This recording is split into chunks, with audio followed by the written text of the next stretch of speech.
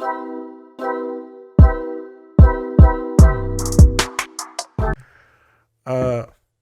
everyone. So today we're just me and Serena, Different Spectrums podcast. As we do the introductions, I am Nazir, licensed clinical social worker. We have Serena, a mental health licensed practitioner. I don't know, a therapist. You're doing great. Yeah, I don't know. Spencer has it all written down. I'm not reading from that. Okay. Also a licensed therapist in the state of Minnesota. And today we're going to be reviewing She-Hulk. But before we get into that, the podcast is to help individuals identify, understand, and kind of relate their emotions through these scenes and through these movies that we're going to go through. Specifically, certain scenes. And we're trying to give people maybe a different spectrum on how they think about mental health and how they relate to them. Okay, so like I said, today we're going to do season 1, episode 7 of She-Hulk, specifically the group therapy scene. I just thought it's just a wonderful scene to work through. There's a lot of funny stuff. There's actually some legit good therapy that is done. And I want to record some of this and then show it to my students in group therapy and be like, that's you idiots. Would you say it just like that? Yes. Yeah. Yes. So that's the point. To bring that out a little more in session, and it's working. Oh yeah, I can't wait. You'll see, it's a good session. So that's the plan. Everyone, thank you for sharing on the Instagram. We're up to almost like 5,300 folks on there, and then the YouTube is starting to get up to like 150. Much appreciated. Keep helping us out. Keep sharing. That's the biggest thing that helps us out. All right, before we get into the scene, the emotions that we're probably going to cover, because we'll see what happens and see what Serena comes up with, is anxiety, embarrassment, grief, shame, guilt, and a lot of different relationship issues and insecurities about ourselves and how we move through relationships, and when do we text, when do we not text, do you ghost, do you not ghost, are you vulnerable and show people the real side of you? So we're going to go through a lot of different emotions with this clip. That's what we do on this podcast. All right, let's get into the scene. Check it out. Since Spencer's not here, I need you to give me a whoop whoop. Woo woo. There it is. An energy in there? I think I was talking to my dead grandmother, Rose. Hard to tell when you're surfing the earth, though, right? Oh, hey!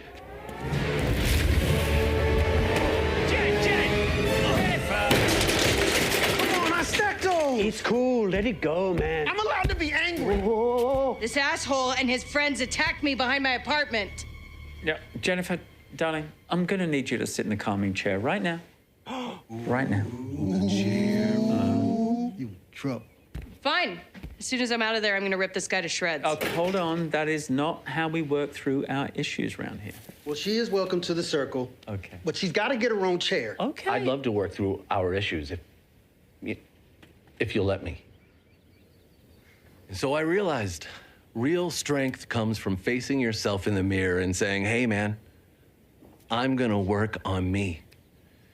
I didn't need a magic crowbar to give me a false sense of power. All it did was make me and my boys act like idiots, rolling up on you like we were some supervillains or something. Oh, you attacked a woman 4-1. You absolutely were super villains. I hear you, Jen, and I take radical accountability for my actions, and I'm very, very sorry. Oh my God.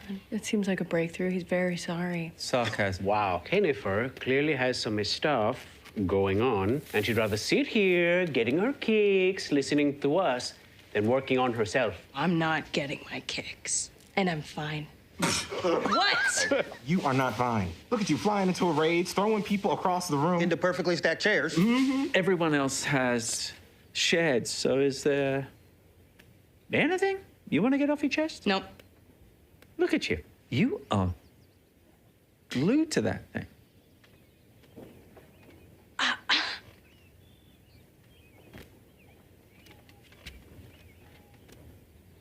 I met a guy, Josh, at a wedding. We went on a few dates, and I thought it was going great. And then I haven't heard from him. And now I can't stop thinking about it. Okay? When's the last time you talked to him? 3 nights ago, when we... Made love. First off, ew. No, when we slept together for the first time. Another direct heat. Okay, are you two married? Come on. Codependency. Yeah, actually, could you switch seats with someone, anyone? Are you It's starting happy? to feel just a little unhealthy here. Okay, thank you. So, how many dates? 3. Well, what was the last thing you texted him? That was fun. I can't stop smiling. Oh, my Yikes. What? I Yikes. can't stop smiling. It is thirsty and a cliche. You're thirsty and a cliche. Oh, no, see, they're not just calling. I'm trying to. Bottom line, you said game on, and he didn't respond. Okay, that's not exactly the last thing I texted him. I'm sorry, what? Well, just now because I was so worried. I hadn't heard from him in so long. For all I knew, he was in a ditch somewhere. What did you do? What did you do? Hey. Getting a little worried. Just want to know you're okay. Blushing smile emoji. Why would you do that? I don't know. I was freaking out, okay? It's like a real bad look. I know it's a bad look, man, Bull. I don't need you to point out my obvious mistakes. I have my mom for that. I think that we have to start considering the very real possibility that you were ghosted. Or he wanted your blood. No, not that. Man, stop talking about blood. Not everybody's your dad. Don't talk about my dad. Hermanos, please. Pobrecita. Oh, Jen, I'm sorry. I didn't mean to talk so. No, I met him when I was Jen, and he liked Jen. He specifically didn't ask about She-Hulk. You know, in high school, that friend that you have that's like, like, cooler than you are, like more attractive and athletic, and they get all the attention from everyone? Hello. Like, you think life would be so much easier if I were that person. And I can turn into that person anytime I want to. And everyone pays attention when I'm this. Like, my colleagues, my boss, guys. But it feels like cheating. Because would they like me if I didn't have all of this? Like, if I was just Jen? Would the same guys who like She-Hulk stick around for Jen? Because some of them don't. And that sucks for Jen, because Jen is great. And no one cares when they're She-Hulk. So, like, I meet this guy who actually likes Jen, and that just felt good to know that, you know? And then he ghosts me, and it sucks.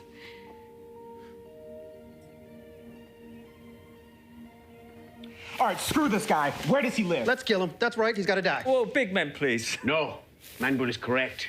Josh has made an enemy of this entire group. Tonight, we ride! That's all. Alejandro, you've been warned about using bioelectricity in group before. So. Let's go find this Josh guy and suck out all his blood. Yes. No, wait, guys, wait. Jen is hurting, and all we can offer her is violence? Does anyone think they could speak to Jen's pain with the tools that we've learned in the group? Well, for one thing, I'd say you can't control what other people do. It hurts when someone rejects us, because it reminds us of the times we reject ourselves. Maybe this Josh thing hurts so much because you haven't been spending enough time with Jen. And that's a shame. Because I bet Jen is pretty damn great. Yeah. And tasty. Oh. Damn it, went off the rails. Somebody bail me out. Maybe, just maybe, this Josh isn't the only guy who likes Jen Walters. Maybe there's a group of guys right here who would love to spend time with Jen right now. Okay, Jen, do you believe that this group genuinely values the whole of you?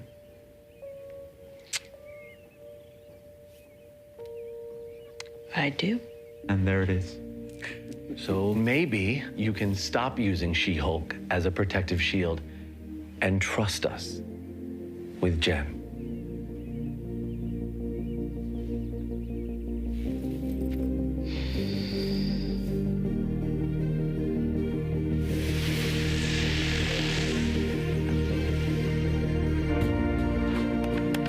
Yeah. Great job. gotta say, that felt really good. There. Felt really good, Porcupine.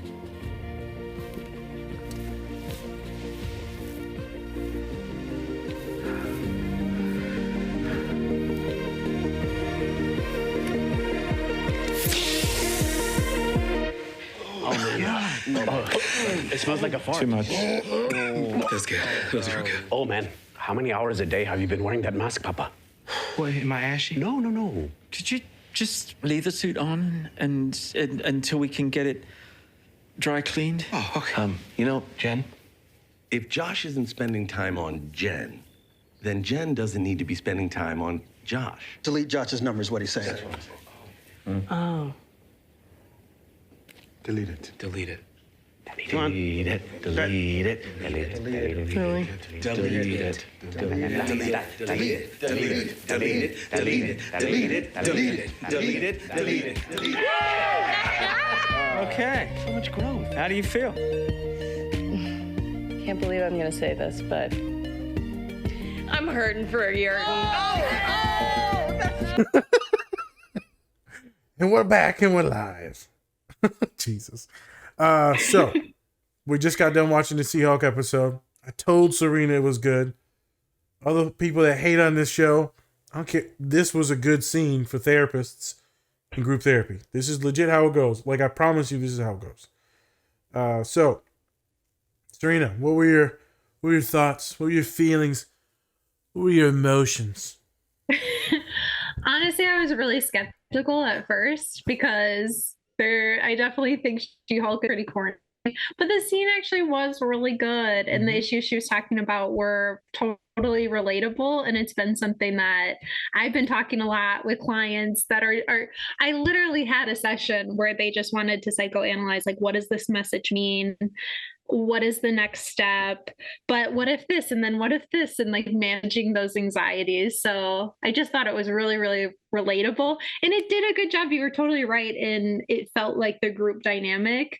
I mean, I think this is how groups kind of start. It starts out and you're like, well, one, I was laughing and I told you about this, the calming chair. Hilarious. Yep. So corny and delightful. That's everything counseling and therapy. So that was lovely. Kind of like the talking stick, like, okay, everyone, if we can't, we're going to do talking stick. So that was hilarious. But I really like the sense of, like, it actually felt like group therapy.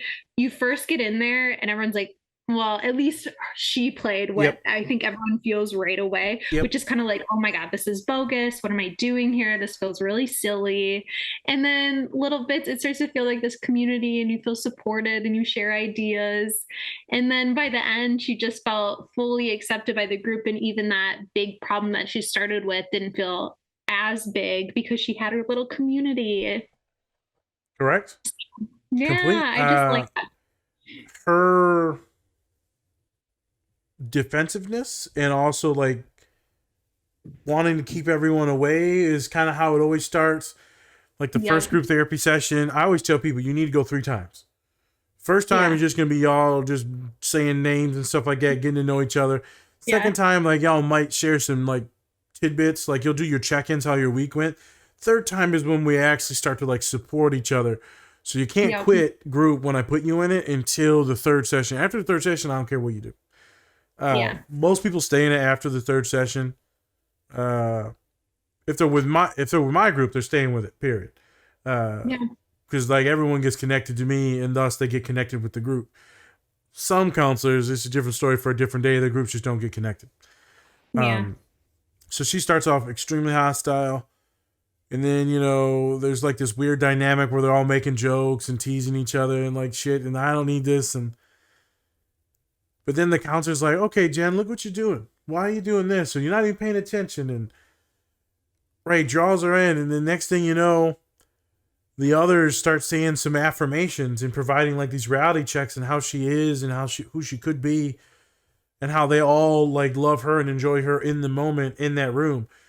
Yeah. So to be clear, that doesn't happen until like weeks and weeks and weeks, if not months, where it's that loving, but it happens. I kind of loved all the support too. They were like, kill him, Yeah, let's kill him. I was like, if that doesn't feel the most supportive, but then kind of sometimes it can be like that, the sharing of maybe not the best ideas, but then there's usually one person that's like, wait, is that the way we should do it? And they're like, oh, actually, maybe you're right. No, that's Maybe how not exactly kill how it him. goes. That's why I want to show this to some of my group therapy folks. Yeah. Because they'll be like, she's a bitch. And I'm like, But it's so affirming to be that person because she's like, yeah, like that probably felt like the most support. yep. It's awesome, man. It's like some of my students, they'll get so rowdy and so energetic and be like, oh, they'll just start rah-rahing that person. Like, oh yeah, we hate your professor. How dare they do that? They're such a turd. Yeah. I'm like, well, I would have never thought to say all this, but okay. Yeah. And you need that mix of both because there's something where it's so affirming, but then it's like, it's almost like once that's validated, then you can kind of go back to a logical play. Now you go back into the stuff, where you validate that stuff, the big angry, nasty emotions, because most of us don't get to express that. Specifically, my young women, they don't get to express that ever. So we validate all that stuff, and then we start to like, okay, we go into advice, like what are we doing? How are we supporting? Are we just caregiving, or are we actually going to like use our stories to help them? Are we going to connect them with resources? Like there's so many different ways to go in group therapy. Yeah. But the funniest thing is like, we're going to kill him. And the one dude's like, I'm going to suck his blood. I know. So, the porcupine guy, I have to say though, when he took the mask off, all like it reminded me so much of you. Like it was because of his like he took the mask off and he's like like this bubbly smile, and it totally I was like, that's what you would look like. He does kind of look like me too. Big old round head. Yep.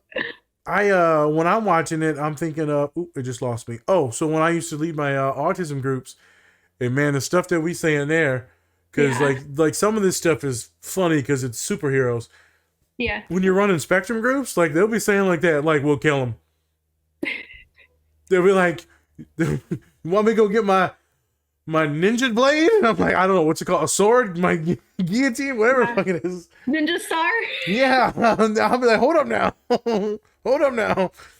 Yeah. Oh, it's hilarious. Like some of the most random ADHD things get said, and I feel like that's how that group was. It was just so random. But then there was so much love and support, and then also the therapist did a good job. He's probably more relaxed in his chair than I would because my body doesn't do what his body does. Yeah. Yeah. So if I'm in a normal chair, I'm like this, laid back in my recliner.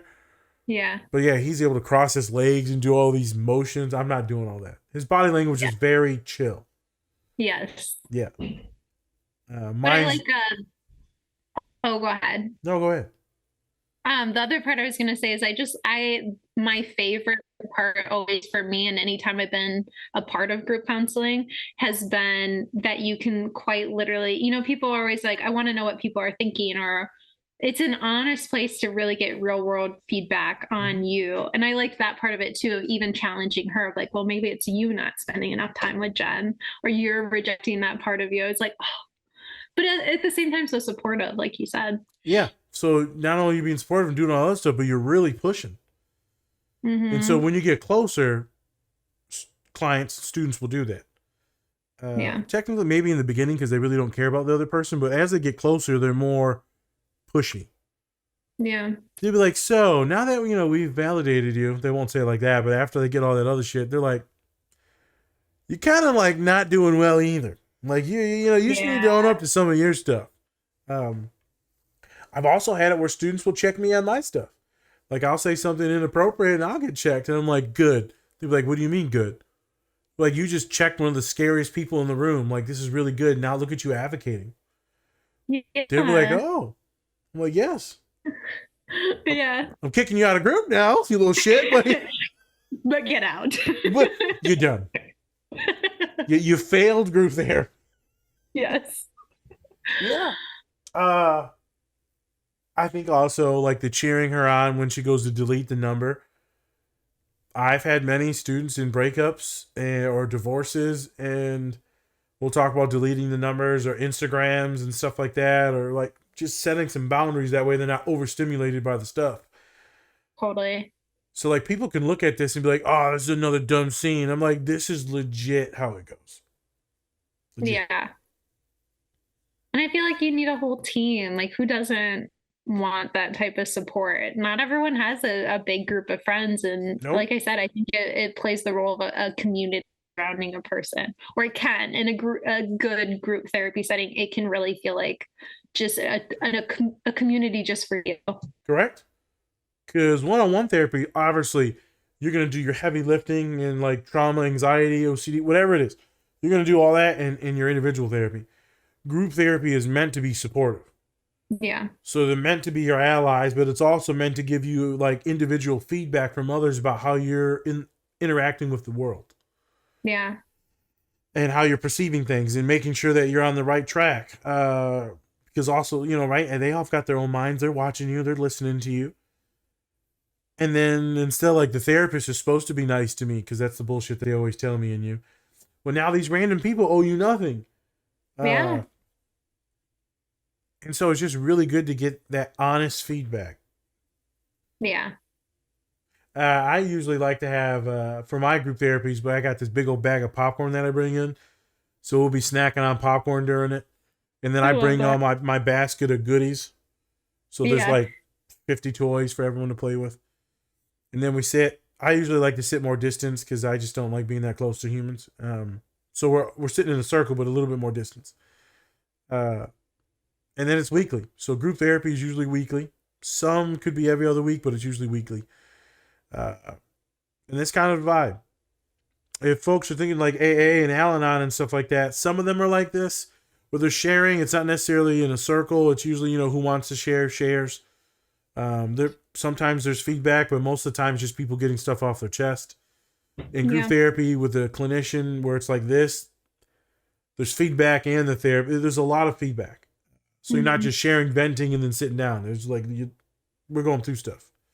Yeah. So that's a vibe.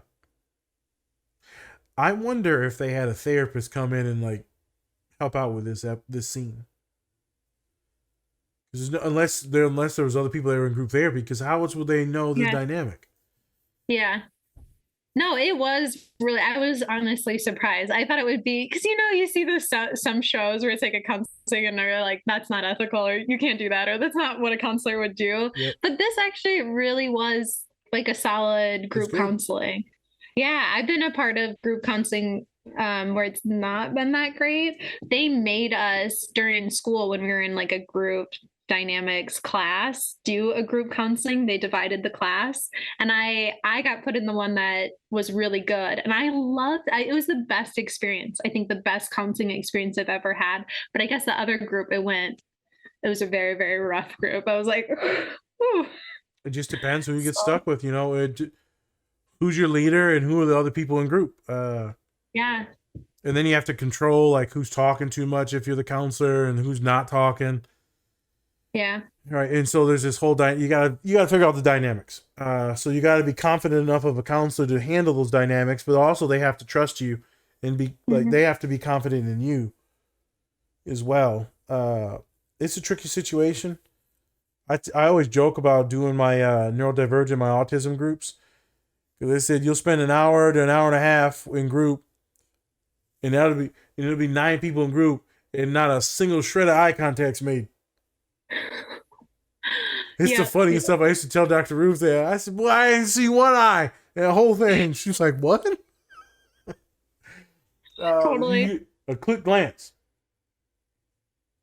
Yeah. Oh no, I did it. Yeah. A lot of it's ADHD too, because we're just darting everywhere. Yeah. And then they're playing with the toys. It's the whole thing. Group therapy is a wonderful thing. I've actually never done anything other than the autism groups until I got here. So I did 3 years of the autism group at St. Mary's, and then I went to Purdue. I did 1 full year of the autism group. And then they were like, hey, last year, they're like, we want you to lead this PhD group. And so I started doing a PhD group, and then I did most of it by myself. And then now this whole year I've done it all by myself. Oh, I forgot I have an intern. So she's like learning from me. Oh, nice. And I was like, by the way, don't fucking tell anyone what I do in here. Yeah. Don't try and do the shit I'm doing. And she's like, why am I going to get in trouble? No, but I also don't want to get in trouble. Everything's ethical, but I don't know if the way I act is the way other counselors would act. Yeah, I get that. I don't know if other counselors are going to be in there swearing and saying stuff. I mean, I don't know. Yeah, some do, some don't. But yeah, you're very authentic to you. I try to do that too. But like right when I started, I mean, we've had conversations about this. It was like I was in this little box, and then gradually you're finding your own voice and in your own authentic style. Takes time. Mm-hmm. Takes time. I think with the PhD group, it was intimidating because I'm like, these are some smart motherfuckers. That's what I was gonna ask. I was like, how did it go? Because yeah, but honestly, I bet they would thrive in a group because I imagine they're just riddled. That would be, I guess, my first assumption, that they're riddled with anxieties and judgments, and they're not high. Yeah. All types of stuff. It's mostly anxiety, and then stuff with PhD and professors and pressures and publications, graduations, and then there's all the other regular stuff that's not school related. Yeah. So money, relationships, family, trauma. I mean, it's all the normal stuff. So with the spectrum groups, it was obviously ran different because I can unmask. In this group, I think when I was running them over the last 2 years, I was like, man, they're all like super smart engineers, like rocket scientists and all that stuff. I'm like, I've got a social work degree. I'm like, so sometimes they'll be in there talking some mad science, and I just be sitting there chilling, listening. Yeah, I know that chemical.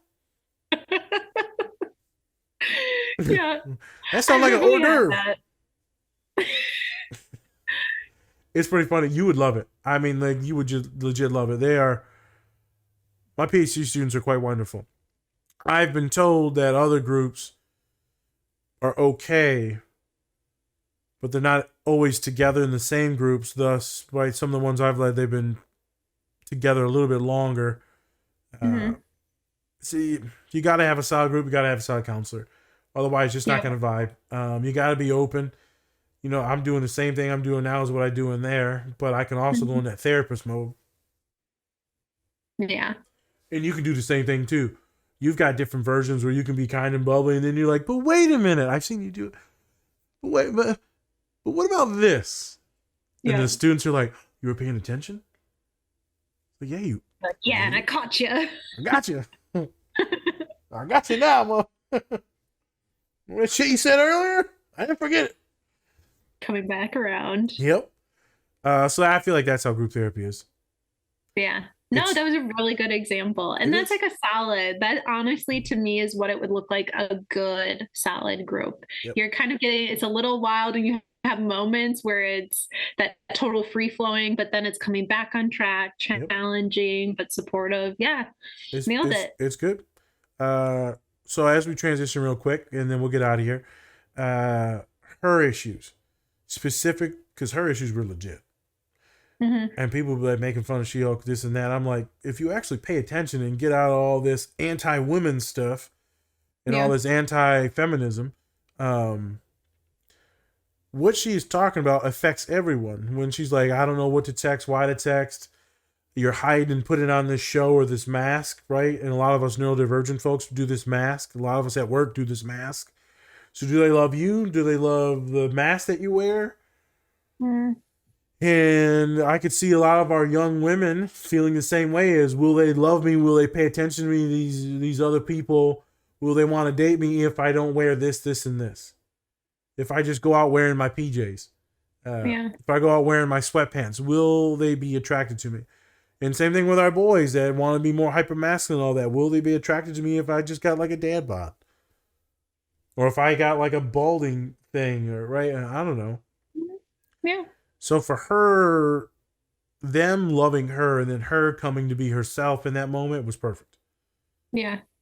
Because all those insecurities that all of us have, I don't care how pretty you are objectively, everyone's insecure as shit. I've realized this, like, everyone's miserable.